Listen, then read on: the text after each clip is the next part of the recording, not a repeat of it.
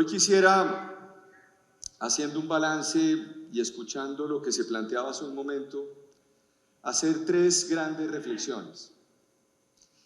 Tres grandes reflexiones que tienen que ver, una, con la seguridad, otra, con el vínculo de esa seguridad con la labor de la Fiscalía General de la Nación y con la tarea que hemos venido desempeñando en los casi 3 años al frente del ente acusador. Y un tercer tema que a mi juicio amerita una reflexión, como lo he dicho en los últimos días, y es el rol de la Fiscalía General de la Nación frente a lo que se ha denominado paz total y lo que vendrá para el país. Lo que vendrá para el país desde el punto de vista institucional, pero también el reto y el desafío frente a las diferentes vicisitudes que se tienen hoy en Colombia. En primer término, decir que la seguridad es un bien público, que la seguridad también es un derecho fundamental, que la seguridad tiene que ver necesariamente no con los nombres que le pongamos, si es humana o si no es humana, es la seguridad como un valor esencial. Y en ese sentido, la justicia también está enlazada con esa seguridad. Es importante también decirles que la Fiscalía General de la Nación no juega un rol esencial dentro de la prevención en la seguridad del país.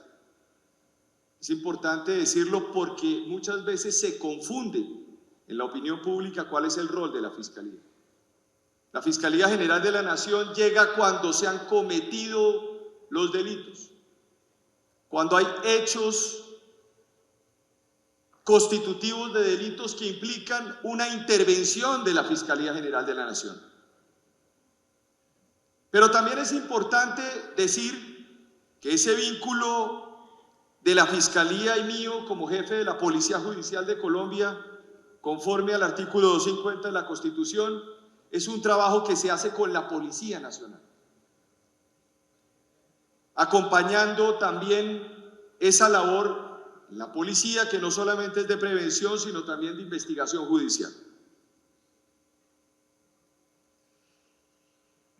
Tenemos que ser conscientes también de que no podemos tampoco caer en las visiones apocalípticas frente a la seguridad.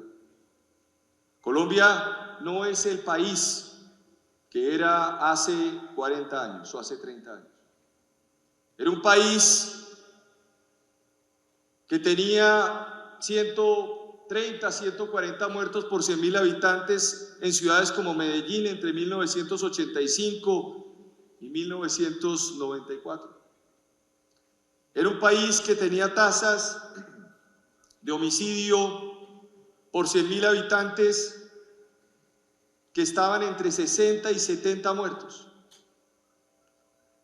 Hoy tenemos un país que tiene tasas nacionales entre 23 y 24 muertos por 100.000 habitantes y tenemos ciudades como Bogotá casi con 11 muertos por 100.000 habitantes, cuando yo recuerdo en los albores de la alcaldía de Antanas Mocus que Bogotá tenía casi 60 muertos por 100.000 habitantes. Eso significa que tampoco hay que caer en visiones apocalípticas sobre lo que ha venido ocurriendo en Colombia. Y en esto yo tengo que agradecer también el trabajo institucional que se ha hecho en Colombia en los últimos 30 años. Uno no puede pensar que el país se tiene que reinventar todos los días. Aquí nadie se va a reinventar nada porque hay una institucionalidad sólida en Colombia. La democracia se puede definir como el escenario en donde hay grandes expectativas y posteriormente grandes decepciones.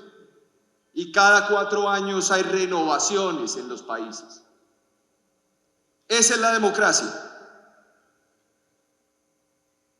Y en ese sentido, yo reconozco el trabajo previo que se ha hecho en Colombia en los últimos 30 años en temas relativos a seguridad. Eso no significa que no tengamos que mejorar.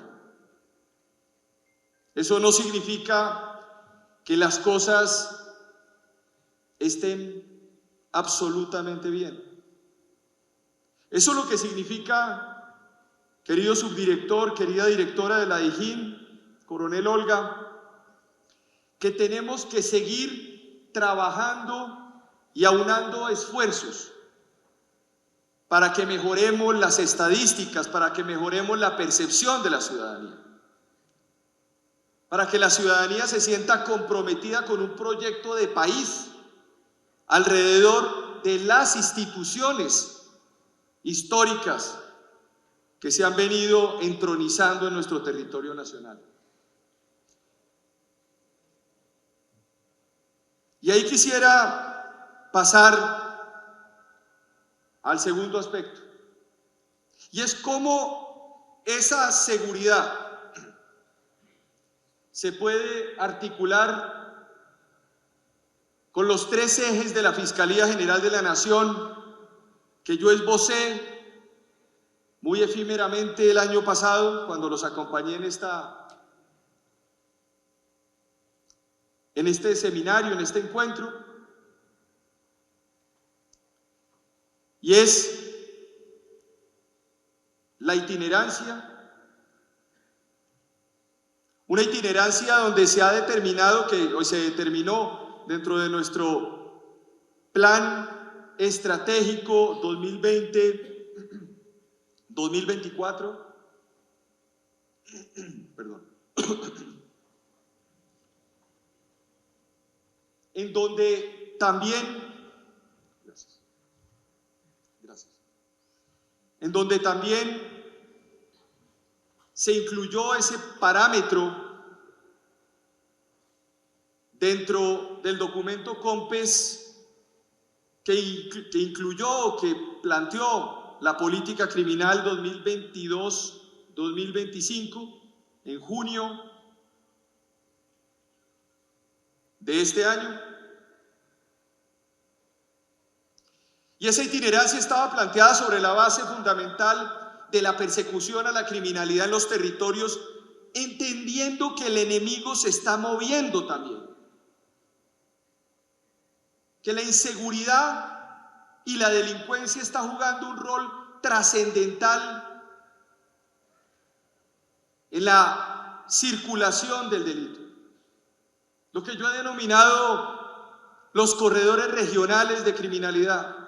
Corredores regionales de criminalidad que nos han permitido a nosotros entender que no es en los despachos judiciales, ni es teniendo nosotros los investigadores completamente dentro de estructuras judiciales, sino en movimiento, lo que nos permite a nosotros romper esas estructuras criminales, como les voy a mostrar con los resultados. Porque en el fondo, todo esto es un asunto de resultados. Todo esto es un asunto no de discursos. Este país se ha acostumbrado al eufemismo. Cada día le cambiamos de nombre a las cosas y empezamos de cero. Y el gran reto que tenemos como colombianos es entender que más allá de los discursos lo que nos interesa son los resultados. Y nos interesan unos resultados concretos y específicos como les voy a mostrar. Un segundo eje que además se articula también con nuestra tarea dentro de nuestro direccionamiento estratégico es que teníamos que buscar la alternativa en la Fiscalía General de la Nación de que existiera un diálogo entre las diferentes unidades de la Fiscalía, unas unidades nacionales con unas unidades seccionales, las delegadas nacionales o los directores nacionales con la unidad de investigación creada bajo el amparo del proceso de paz que se firmó en el año 2016. Era necesario hablar el mismo lenguaje, en términos prácticos, que una investigación que se adelantara, por ejemplo, contra una organización criminal en el norte de Santander, nosotros supiéramos que había también fiscales que estaban adelantando investigaciones contra esas mismas organizaciones en la ciudad de Bogotá, o en la seccional de Barrancabermeja, o en la seccional Santander. ¿Cómo era posible que teníamos 5 fiscales haciendo lo mismo? Eso no tenía ningún sentido. Y en un trabajo misional muy importante que hoy le reconozco a la señora Vicefiscal General de la Nación, pudimos articular la Fiscalía General de la Nación. Pudimos transformar la Fiscalía General de la Nación. Pudimos demostrarle al país, y le hemos demostrado al país, y le tenemos que seguir demostrando al país, que los planes investigativos o las estrategias investigativas en microproyectos nos producen resultados y transformamos la investigación, porque un delito no siempre se investiga de la misma manera en todos los campos. Por eso hemos hecho unos trabajos muy puntuales frente a diferentes posturas investigativas en Colombia. Un tercer aspecto tiene que ver con la articulación, y ahí el papel con la DIGIN, con la policía, con el ejército, con la armada, con la fuerza aérea, ha sido trascendental. También hemos trabajado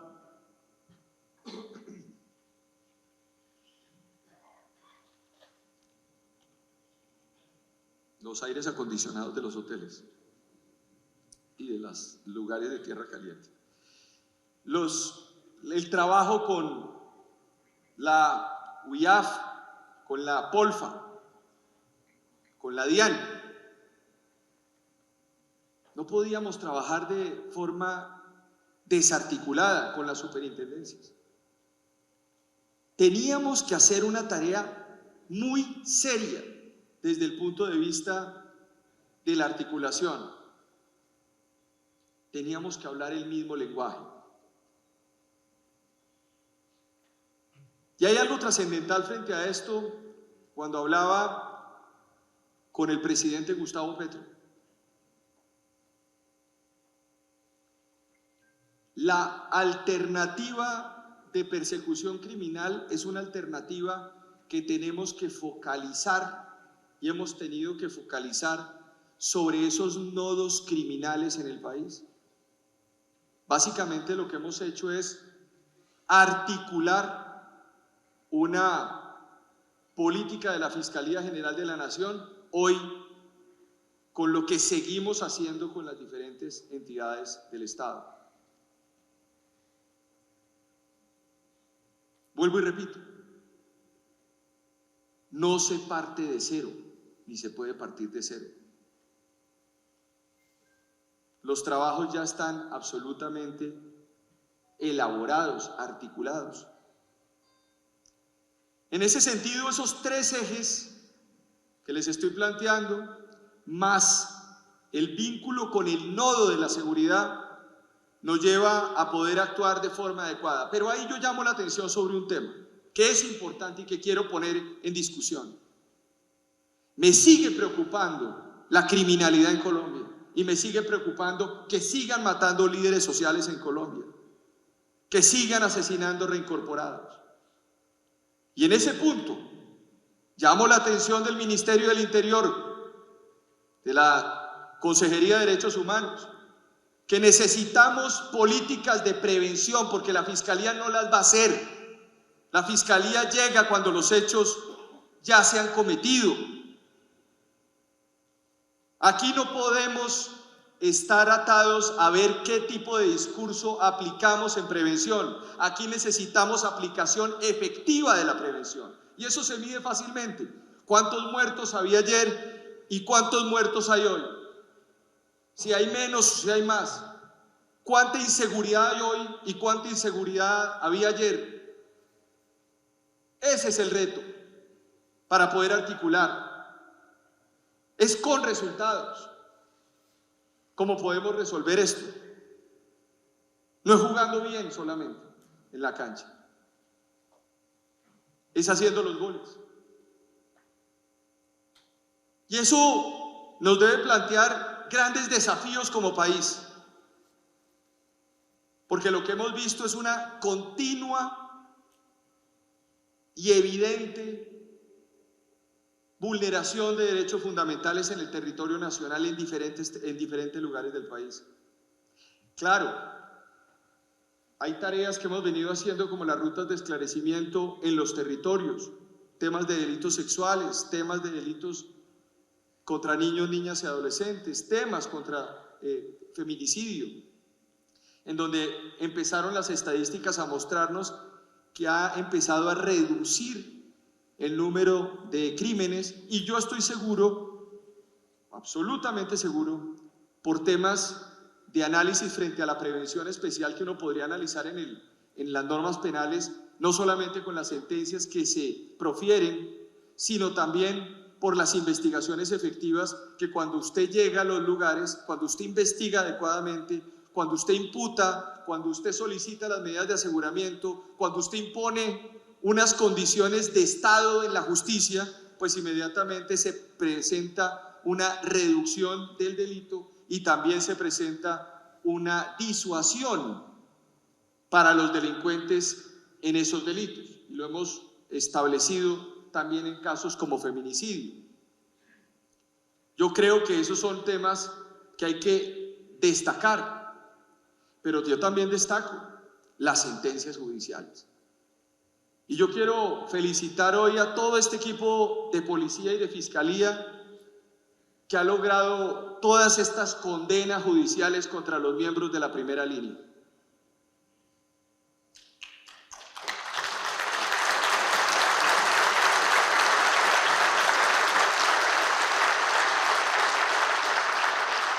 Esas investigaciones judiciales fueron bien hechas,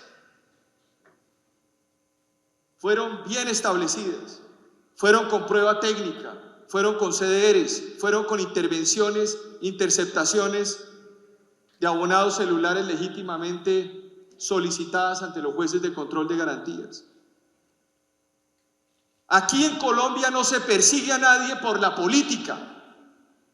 Aquí en Colombia se persigue a la delincuencia y se persigue a los delincuentes. Se han perseguido los delitos que están en el Código Penal. Yo no soy un fiscal de lluvia de ideas nacionales. Yo soy un fiscal general que aplica la Constitución y la ley, porque eso es lo que yo me comprometí cuando asumí esta función. Y en eso es importante destacar que siempre la protesta social en Colombia estará protegida constitucionalmente. Pero lo que no estará protegido constitucionalmente nunca será el delito y la delincuencia dentro de nuestras instituciones. Y esa es una postura que evidentemente seguiremos manteniendo. Hoy los jueces se han pronunciado sobre estos asuntos. No es el fiscal general de la nación, son nuestros jueces. Y es importante también resaltar que no es la crítica a los jueces, ni la crítica a la judicatura, ni la crítica a la Fiscalía General de la Nación lo que va a permitir que Colombia funcione adecuadamente. Es el trabajo conjunto a la luz del artículo 113 de la Constitución, que plantea la colaboración armónica entre los poderes públicos, lo que va a permitir que este país funcione adecuadamente.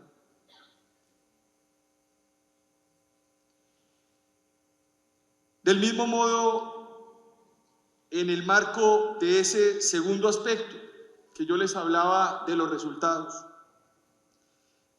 recibimos la Fiscalía General con el 27.72% de esclarecimiento en homicidio doloso. Hoy, hace 2 días, en la entidad cerrábamos con el 44% de esclarecimiento en el homicidio en Colombia. ¿Cuánto cuesta cada punto de esclarecimiento de esfuerzo titánico? Y quiero decir una cosa que es importante para que todos lo tengan presente. La Fiscalía tiene 23.000 funcionarios, tiene 5.500 fiscales, tiene 10.000 investigadores. Son los mismos funcionarios que había en el 2002. Aquí lo que ha habido es una tarea gerencial pública exitosa en la Fiscalía, donde hemos podido aplicar los criterios que planteé, pero la priorización que es importante. En el 2018 nos suprimieron 5.800 cargos a través de un decreto reglamentario. ¿Cuál fue el debate nacional que se dio alrededor de la supresión de cargos en la Fiscalía General de la Nación? Ninguno. Pero todos los días los colombianos exigen resultados de la Fiscalía General de la Nación. Por eso le presentamos al Congreso de la República la iniciativa de recuperar esos funcionarios.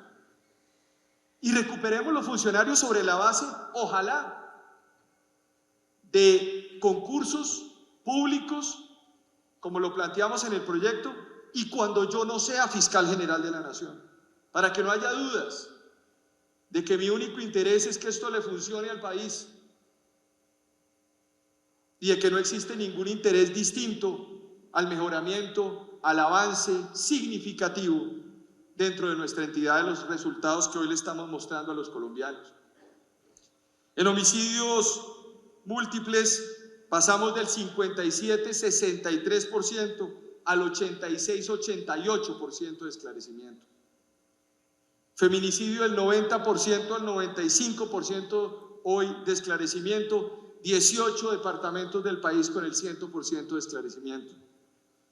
En defensores de derechos humanos, 52% de esclarecimiento, y hoy tenemos el 71% de esclarecimiento y sabemos quiénes son los determinadores de esos crímenes en un 70.67%. La Fiscalía hace su tarea, hagámosla en prevención, hagámosla en prevención. Queremos saber cuál es el plan estratégico que se tiene de prevención contra nuestros líderes sociales y contra los reincorporados, pero también contra toda la ciudadanía que existe hoy en Colombia. ¿Cuáles son los planes? Y entre todos podemos avanzar. Desde el punto de vista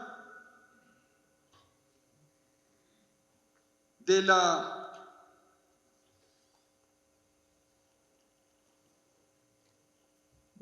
desmantelamiento de estructuras criminales en el territorio, hemos logrado 23.002 capturas en estos 2 años, casi 3 años de gestión. Hemos golpeado el narcotráfico desde el punto de vista no solamente de las capturas, si se quiere, individuales, sino de la desestructuración, de la ruptura de esas unidades de narcóticos, en donde hoy tenemos 171 organizaciones y microorganizaciones desmanteladas, con un tema que yo quisiera plantear, y es el narcotráfico y el microtráfico son 2 eslabones de la misma cadena, trabajan de la mano. En eso tiene razón el presidente Gustavo Petro, son organizaciones multicrimen. Ese multicrimen tiene relación con que se atan diferentes conductas del Código Penal dentro de una sola actividad. Hay narcotráfico, hay microtráfico, hay extorsión, hay sicariato, hay hurto, hay lesiones personales, hay violencia intrafamiliar, hay violencia sexual, hay tráfico de migrantes, que es una transformación del crimen que se ha venido dando también en los últimos años. Ustedes lo han visto permanentemente como Necoclí termina siendo foco de interés nacional cada año en cierta época, pero estamos hablando de que pasan por ahí más de 170.000 personas año, y eso lo constato también en el marco de la función que ejerzo como presidente de la Asociación Iberoamericana de Ministerios Públicos,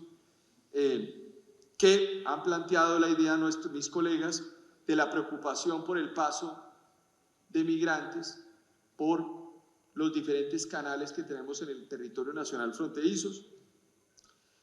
He firmado 697 órdenes de captura con fines de extradición y hemos entregado 508 personas a diferentes socios estratégicos en el marco, por supuesto, de nuestra cooperación bilateral y multilateral. Y hemos logrado incautaciones por 1.205 toneladas de clorhidrato de cocaína y de marihuana en los últimos 3 años en el territorio nacional. Es importante también decir que en corrupción se han logrado 2.510 condenas en estos 3 años. 2.510 condenas. Hemos superado lo que se hacía en los periodos anteriores por parte de mis predecesores en temas de corrupción.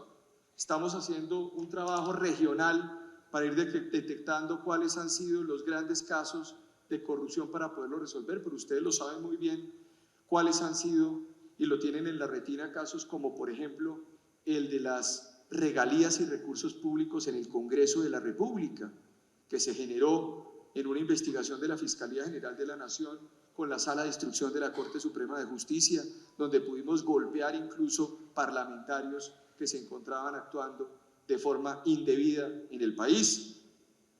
Tenemos hoy más de 58 imputaciones contra gobernadores y exgobernadores en este territorio, 13 contra altos funcionarios de la rama judicial, 17 contra funcionarios, contra también miembros de la fuerza pública que han deshonrado su compromiso con las instituciones. Estamos haciendo un trabajo exhaustivo sobre corrupción o posible existencia de corrupción al interior también de la Fiscalía General de la Nación, porque no podemos permitir que tampoco existan conductas o que existan conductas que vulneren los derechos y que vulneren las disposiciones legales en el país. En el tema de finanzas criminales quisiera decir lo siguiente. Hoy consideramos fundamental, desde el inicio con la estrategia Argenta, que no solamente se debería perseguir el crimen, sino al mismo tiempo deberíamos perseguir las finanzas criminales que están atadas a ese crimen. En esta administración se le ha entregado a la SAE 25.3 billones de pesos en bienes en el marco de procesos de extinción de dominio y 700.000 millones de pesos al Fondo de Víctimas en el marco de la justicia transicional. Hemos establecido una mesa de alto nivel liderada por la señora Vicefiscal General de la Nación, no para discutir ni para conversar, porque nosotros no sabemos conversar. Nosotros iremos por la delincuencia que se encuentre en la SAE, que se encuentre o que haya estado en la SAE, funcionarios presentes o funcionarios anteriores. Pero lo que no podemos permitir acá, querida directora y querida vicefiscal, aquí lo que no podemos permitir es que tenemos recursos escasos para hacer unos trabajos muy importantes frente al tema de la extinción de dominio y entonces se nos convierta la SAE en una cueva de Alibaba y no sepamos dónde están esos bienes.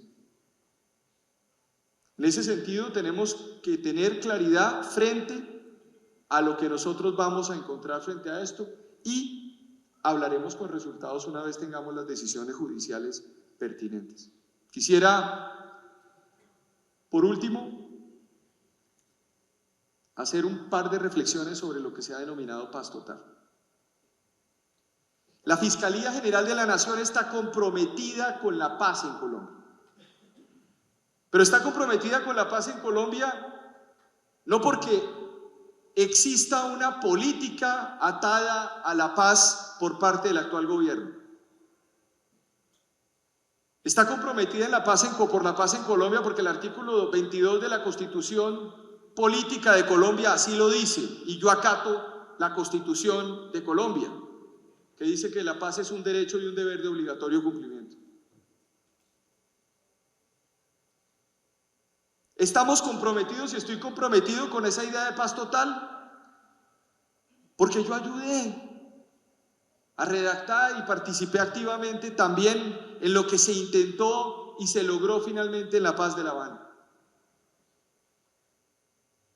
Que mal o bien es una experiencia exitosa desde el punto de vista de lo que se logró en Colombia. Y vuelvo y repito, debemos reconocer los esfuerzos también. Pero es necesario advertir dos cosas. La primera tiene que ver con el ELN. El ELN, como organización, va a tener o tiene, según el planteamiento del gobierno nacional, una posibilidad de diálogo desde el punto de vista de las funciones y facultades que le competen al presidente de la República en el marco del artículo 189. En eso la Fiscalía acompaña en el marco de sus competencias. Es decir, nosotros, por mandato de ley, levantamos las órdenes de captura de unas personas que solicitaron, estarán en las mesas de negociación. Eso le corresponde al fiscal general de la Nación. Y ahí habrá siempre todo el compromiso del fiscal y de la Fiscalía para hacerlo. Pero es importante tener en consideración lo siguiente: los mínimos de la negociación del ELN ya se establecieron en el Acuerdo de Paz de La Habana. Más allá de eso no se puede ir. Ese es un límite porque está atado al derecho internacional de los derechos humanos, al derecho internacional humanitario, al derecho penal internacional, como se lo expliqué al fiscal de la Corte Penal Internacional, Karim Khan. Más allá de eso no se puede. Y con eso es importante que cualquiera que esté pensando en esa negociación lea con mucha atención el Acuerdo de La Habana.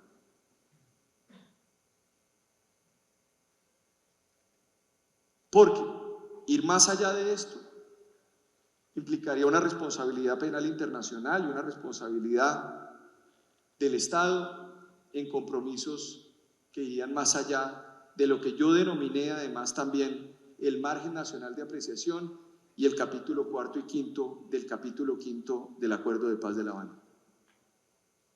Y un segundo tema. En el caso del sometimiento, que es otra variable dentro de lo que se ha venido planteando y que no conozco en este momento más allá de lo que se ha dicho en la prensa, porque no hemos estado, hasta ahora no hay proyecto de ley presentado en el Congreso de la República. Allí estaré, como lo dije en los últimos días, muy atento en el Congreso de la República para poder plantear los diferentes temas que le interesan al país y le interesan a la Fiscalía General de la Nación y que creo que son además importantes para la estabilidad de nuestro sistema jurídico. En el tema del sometimiento, yo encuentro dentro de la historia una gran similitud entre el gobierno del expresidente Álvaro Uribe y el gobierno de Gustavo Petro, porque los dos decidieron negociar con narcotraficantes y con paramilitares. Y me parece que es una alternativa que la puede plantear un presidente de la República. Eso terminó en la ley 975, en la época de Justicia y Paz, y seguramente terminará con una norma particular en el marco del debate en el Congreso de la República. Pero hay unos límites que estableció la Corte Suprema de Justicia y la Corte Constitucional en el año 2006, que además fue defendidos esos límites por el en ese momento representante a la Cámara, Gustavo Petro, hoy presidente de la República. Y tiene que ver con la verdad, tiene que ver con la no impunidad, tiene que ver con todo lo relativo a las víctimas y por supuesto a lo relativo a los bienes, que yo añadiría a esa dupla en la medida en que los bienes no pueden estar ni pueden favorecer esas estructuras criminales, sino tienen que favorecer las víctimas. Porque recuerden ustedes que nosotros en la Fiscalía tenemos la caracterización de esas organizaciones criminales y sabemos que esas organizaciones criminales no solamente han cometido delitos de concierto para delinquir, sino hay homicidios de líderes sociales, hay homicidios contra la Policía Nacional, hay homicidios contra la fuerza pública, hay homicidios contra reincorporados, hay desplazamiento forzado y no pueden tener la misma distribución punitiva como yo lo estableció en su momento los jueces y la Corte Suprema de Justicia en el año 2006, cuando determinó que no existía delito de sedición y no era un delito político el que cometían organizaciones criminales, sino eran delitos comunes que tenían pena privativa de la libertad. En ese sentido, la historia es importante y tenemos que establecer y decir: paz es necesario trabajarla, la Fiscalía está comprometida, pero siempre bajo unos lineamientos legales y constitucionales e internacionales que hemos tenido en Colombia. Y ese es el debate que, por supuesto, en ese debate el fiscal general de la Nación estará, con un espíritu patriota, con un espíritu abierto, con la posibilidad de discutir cada uno de los puntos, pero siempre con un compromiso total, y es el que lo debe caracterizar a uno en estos cargos. Muchas veces las personas creen y piensan que estos cargos son cargos donde uno está atiborrado de poder. Luego de ejercerlo, hablábamos ayer con la señora vicefiscal, con quien todos los días compartimos este tipo de reflexiones, uno observa que uno no está atiborrado de poderes. Uno como servidor público tiene que estar atiborrado de responsabilidades. Y las responsabilidades implican que exista una ética de la responsabilidad. Como decía Max Weber, aquel sociólogo alemán, debe existir una ética de la convicción y una ética de la responsabilidad. La ética de la convicción es que uno verdaderamente encarne unos valores y quiera además ponerlos en funcionamiento. Pero la ética de la responsabilidad implica que cuando uno se da cuenta que el camino es inadecuado, uno tenga que recomponer cuando es funcionario y servidor público. Que cuando uno encuentre que hay un error, uno tenga que asumir la responsabilidad para sacar adelante. Lo que llamaba un pensador mexicano, Enrique Krause, una aceptación de las responsabilidades. Y uno lo que hace en estos cargos es asumir las responsabilidades, recomponer, gerenciar, mover, mejorar, tratar de avanzar, tratar de mostrar un camino.